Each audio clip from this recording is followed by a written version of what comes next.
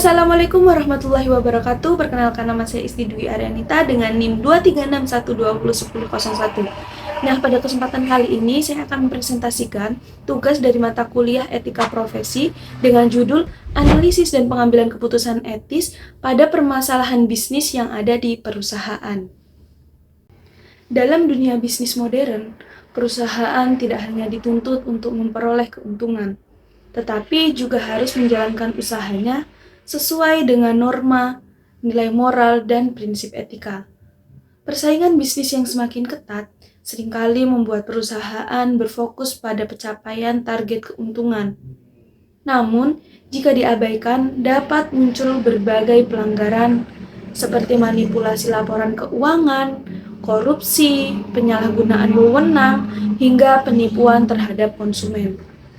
Oleh karena itu, penting bagi setiap perusahaan untuk menerapkan etika dalam setiap aktivitas, bisnis, dan proses pengambilan keputusan. Pertama, kita akan membahas mengenai pengertian etika profesi bisnis. Etika bisnis merupakan penerapan prinsip-prinsip moral dalam kegiatan bisnis dan proses pengambilan keputusan perusahaan. Etika bisnis tidak hanya berkaitan dengan kepatuhan terhadap hukum, tetapi juga mendorong perusahaan untuk bertindak secara adil, transparan, dan bertanggung jawab kepada seluruh pihak yang berkepentingan. Selanjutnya, terdapat beberapa prinsip etika bisnis, yaitu yang pertama ada prinsip kejujuran, yaitu perusahaan harus menyampaikan informasi yang benar dan tidak menyesatkan. Yang kedua ada prinsip tanggung jawab, yaitu perusahaan bertanggung jawab atas seluruh aktivitas dan dampak dari kegiatan bisnisnya. Yang ketiga ada prinsip keadilan, yaitu memperlakukan semua pihak secara adil tanpa diskriminasi. Yang terakhir ada prinsip integritas, yaitu konsisten dalam memegang nilai moral dan etika dalam setiap tindakan.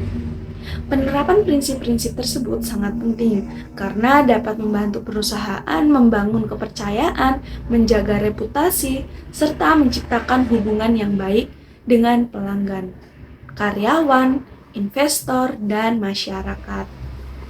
Selanjutnya, saya akan membahas kasus pelanggaran etika bisnis pada PT Garuda Indonesia. Kasus ini menjadi salah satu contoh pelanggaran etika bisnis yang cukup besar di Indonesia. Permasalahan muncul ketika laporan keuangan perusahaan menunjukkan kondisi laba, padahal perusahaan sebenarnya masih menghadapi tekanan keuangan. Kasus ini menimbulkan perhatian luas karena berkaitan dengan transparansi dan akuntabilitas perusahaan.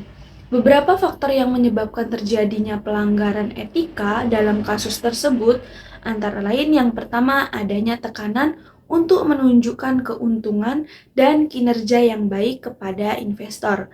Yang kedua, lemahnya sistem pengendalian internal sehingga pengawasan tidak berjalan optimal. Yang ketiga, kurangnya penerapan etika profesi dalam proses pengambilan keputusan.